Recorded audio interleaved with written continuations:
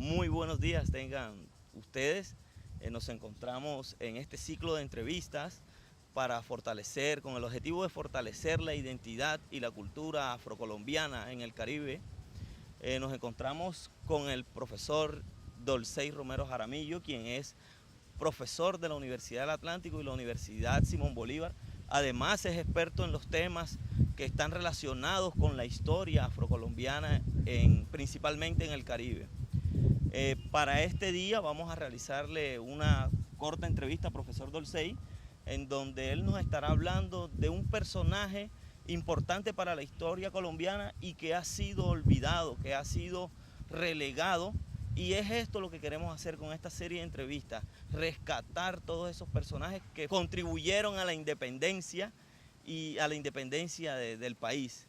En este momento nos encontramos con el profesor Dolcey, a quien saludamos muy formalmente. Profesor, buenos días. Gracias. El tema que vamos a hablar, como usted como conocedor experto, es el tema de José Prudencio Padilla, uno de los afrocolombianos más importantes que ha tenido el rango militar en nuestro país. ¿Qué podría usted hablarnos principalmente de José Padilla? ¿Cuáles serían sus orígenes? ¿Por qué denominarlo afrocolombiano?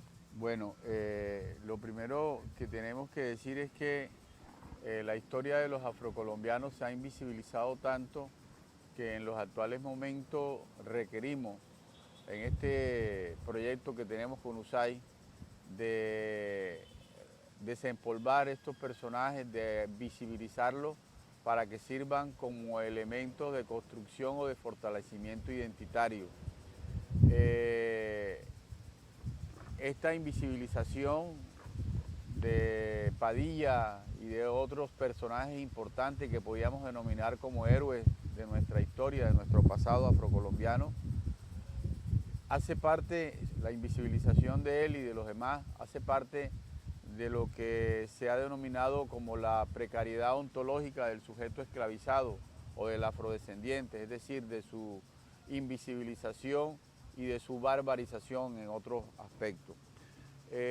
José Prudencio Padilla, antes de meternos con él, es el personaje más importante del Caribe colombiano en lo que tiene que ver con el proceso de independencia. José Prudencio Padilla nació en 1778 en la villa de Pedraza, cerca de Riohacha, y murió en 1828 fusilado con el aval de Simón Bolívar por un delito que él no cometió. José Prudencio Padilla es uno de los personajes que hay que rescatar como portaestandarte de nuestra identidad, no solamente afro, sino histórica colombiana. José Prudencio Padilla se convirtió posteriormente en el primer general negro que hemos tenido en Colombia y además el primer almirante que tuvimos, el que construyó, el que edificó las estructuras de las cuales hoy conocemos como la Armada Nacional. José Prudencio Padilla fue hijo de una indígena guayú con un señor afro de allí de La Guajira y junto con el Negro Robles se constituyen en los personajes más importantes de la historia afrocaribeña del siglo XIX. Hace un momento, profesor Dolcey, usted nos comentaba que José Prudencio Padilla era o fue un hito importante, un ícono en la fundación de la Escuela de Oficiales en Cartagena. ¿Este solamente tuvo repercusiones en Colombia o el general José Prudencio Padilla también tuvo otros actos militares en otros países? Sí, la importancia de Padilla tiene como que varias caras. Una de estas caras es que es el primer general negro que ha habido en la historia de nuestro país. Y segundo, pues el primer almirante, y tercero, que fue el personaje que creó la actual Armada Nacional con sede en Cartagena, donde se educan los oficiales de la Armada Nacional. Pero además de esa importancia que Padilla tuvo en este aspecto militar, también Padilla tiene la importancia de haber sido el afrodescendiente más destacado en el Caribe colombiano en el proceso de independencia. Como bien tú lo decías, la actividad militar e independentista de Padilla sobrepasó las fronteras de Colombia. Comencemos primero en Colombia. En Colombia Padilla se vincula a ese torrente de personas que querían luchar por la independencia, se vincula en Cartagena en 1808, después de haber salido pues libre, después de su captura en la batalla de Trafalgar, en que los españoles perdieron esta batalla con los ingleses. Lógicamente Padilla hacía parte de la Armada Española, por eso lo toman preso, y después que lo liberan, Padilla llega a Cartagena. En Cartagena, con los sucesos del 11 de noviembre, liderados por otros afrodescendientes como lo fue Pedro Romero, Padilla se vincula al proceso con Pedro Romero y lo nombran como director del Arsenal en Getsemaní. Padilla inmediatamente comienza a hacer unos contactos importantes y vive en ese barrio, yo diría que es un ícono para la independencia de Colombia, que es el barrio de Getsemaní. Allí no solamente estuvo Pedro Romero, sino que también Padilla vivió allí después de la independencia y antes de la independencia. Allí Padilla incluso conoció a uno de sus amores más importantes, que era la hija de Pedro Romero. Entonces Padilla se vincula al proceso de independencia desde el 11 de noviembre de 1811, liderado por Pedro Romero. Pero además Padilla, cuando Pablo Morillo se mete en Cartagena y derrota el proyecto de la Primera República de Cartagena en 1815, Padilla tiene que huir y huye también a otro espacio icónico de la independencia ya no de Cartagena, sino de Latinoamérica, que se llama Haití. Padilla se esconde en Haití, lo mismo que se escondió Bolívar. Luego regresa y se vincula al proceso de la independencia ya en la etapa final, y por eso nosotros consideramos que Padilla es el personaje más importante de la independencia, porque si bien con la batalla de Boyacá quedó libre lo que hoy se conoce como la meseta cundiboyacense, la otra parte de Colombia no quedó libre. Y entonces Bolívar en ese momento que triunfa en la batalla de Boyacá, duraba casi las distancias entre Bogotá y Cartagena eran de 2 o 3 meses, a lobo de mula. Y entonces Cartagena, Santa Marta, Riohacha estaba tomado por los españoles. Es decir, la independencia fue, yo diría, parcial en 1819. Y es Padilla el que derrota a los españoles luego de una jugada muy importante, sale de Barranquilla, se mete al Golfo de Morroquillo. En el Golfo de Morroquillo se refuerza con otra gente allí de Tolú, de San Antero, ¿verdad?, de Puerto Escondido, se refuerza y ataca a los españoles que estaban en Cartagena. Eso se da un 24 de junio de 1821. Y ahí sí podemos decir que Colombia, lo que hoy es la actual Colombia, quedó libre, porque en ese momento ya los últimos reductos de españoles que estaban en Santa Marta y Cartagena, con esta derrota que Padilla les inflige en Cartagena el 24 de junio de 1821, entonces los españoles que quisieron quedarse aquí en Colombia se quedaron, los otros se fueron, y con esto se sella la independencia de Colombia. Tanto es así que la independencia ya definitiva se da el 21 de junio de 1821 y posteriormente ya sí se cita al Congreso de Cúcuta porque ya éramos libres y con esto se convoca a la primera constitución de lo que fue la Gran Colombia, el gran proyecto de Bolívar. Ahora, pasando al otro lado, tenemos que Padilla, lo mismo que sucedió acá en Cartagena, sucedió en Maracaibo, ¿verdad? En que, aunque se habían derrotado a los españoles al interior de Venezuela, quedaron los españoles fuertes en Maracaibo. Y Padilla lo llaman, lógicamente por su experiencia, por su valentía y por su heroísmo, lo llaman a esta batalla y Padilla sale airoso también, derrota a los españoles en Venezuela, en Maracaibo. Por eso se dice que Padilla, diríamos, transgredió o pasó más allá de las fronteras colombianas y también llevó libertad a Maracaibo en la llamada Batalla de Maracaibo. Entonces José Prudencio Padilla se convirtió entonces en un problema o en un peligro para la élite blanca española. Bueno, para la élite blanca española o para los descendientes de los españoles en Cartagena, claro que sí. Lo que pasa es que Padilla, después de estos triunfos, que yo diría yo dividiría la bibliografía de Padilla en dos partes. Padilla como militar y Padilla como político. Entonces Padilla, después de todos estos triunfos, regresa a Cartagena, llega al barrio de Getsemaní, allí tiene problemas con un señor apellido Montilla, un general venezolano que había venido con Bolívar. ¿Y por qué tiene problemas con Montilla? Porque Montilla era un personaje funesto en el sentido en que era muy amigo de Bolívar, ambos eran venezolanos, ¿no? En esta pelea que se suscitó entre Santander y Bolívar, y cuando Bolívar regresa de Bolivia con una constitución totalmente imperial, pues lógicamente Santander y otras personas no vieron bien esto, ¿no?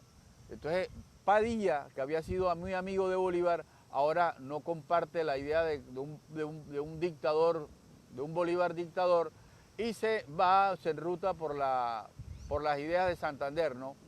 Entonces esto hace que surjan unas pugnas entre Padilla y Bolívar, ¿no? Pero pugnas en el sentido ideológico. Ahora, Montilla, que es venezolano, que vive en Cartagena y que tiene, diríamos, el aval de Bolívar, entonces Montilla se convierte, diríamos, en un metejuego a esta relación y termina rompiéndola. ¿Por qué?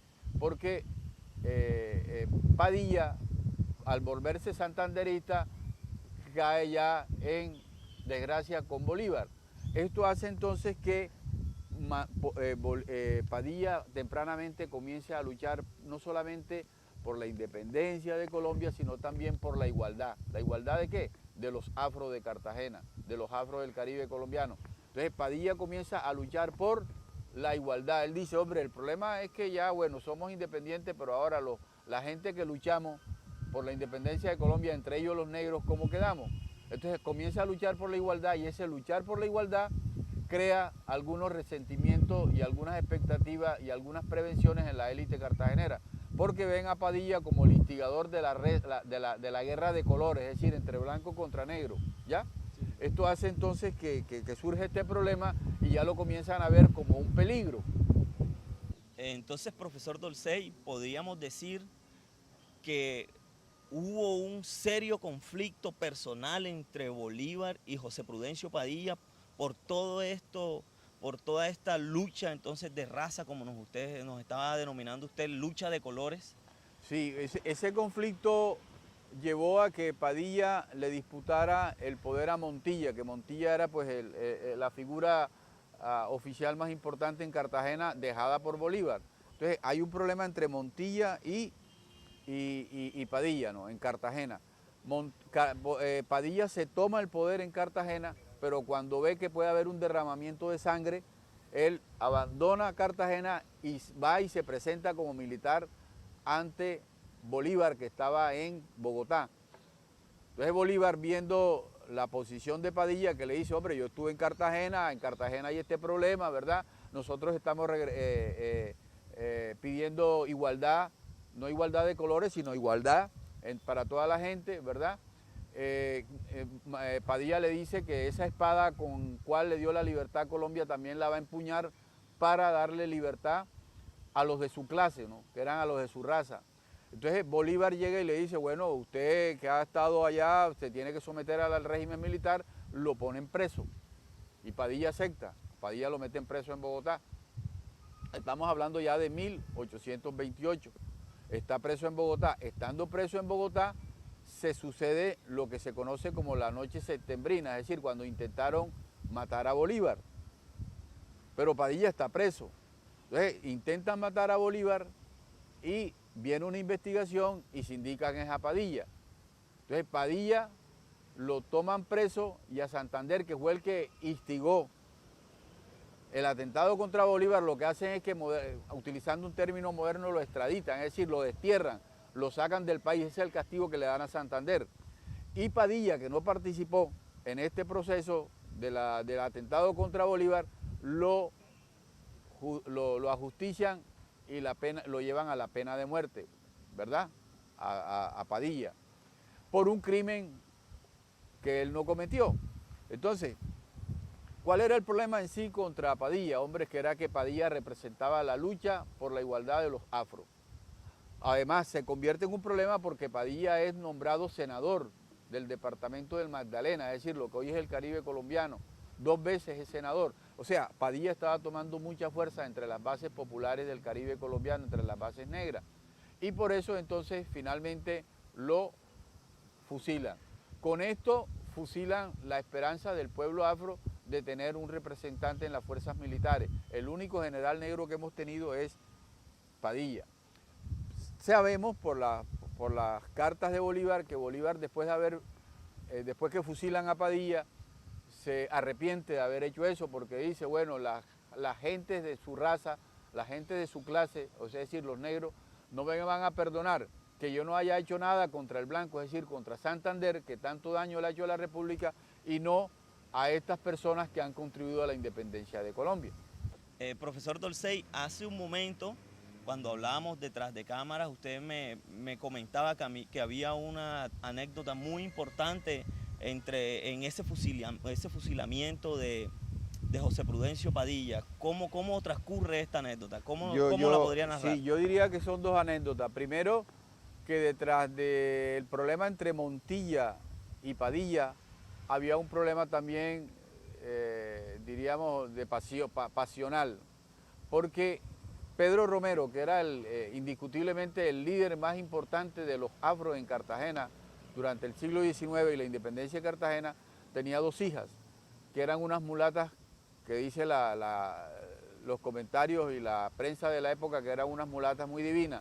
Una de ellas era la esposa de Montilla, pero cuando Padilla regresa a Cartagena con todas esas charreteras, ¿verdad?, como general de la Armada, como el personaje más importante de Cartagena porque es el que lidera la independencia final de Cartagena, termina enredado amorosamente con la esposa de Montilla, del general venezolano, y termina incluso quitándola, es decir, en el buen sentido de la palabra, viviendo con él. Entonces eso exacerbó los ánimos y las peleas entre Montilla y Padilla.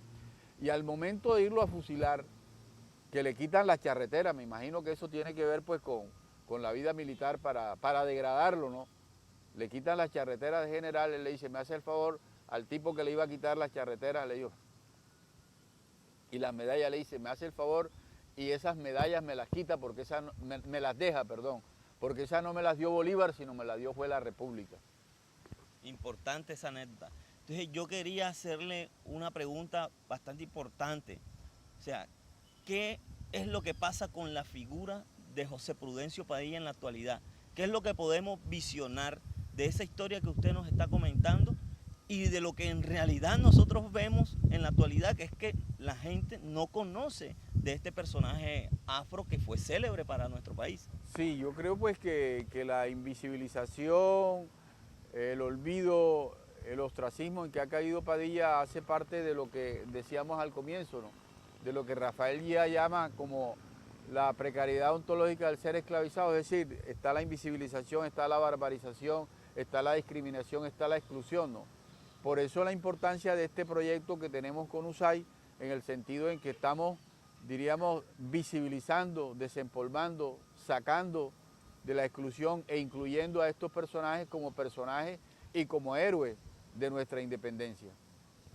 Le agradecemos al profesor Dolcey Romero Jaramillo por su asistencia y por concedernos esta entrevista que ha sido muy fructífera para conocer la historia real de nuestra nación y conocer estos personajes afro que han servido de mucho para la independencia colombiana y que debemos rescatar por ser parte de la identidad y por ser parte del reconocimiento que deberían tener las comunidades afrodescendientes en nuestro país. Muchas gracias por su tiempo y que tenga buen día.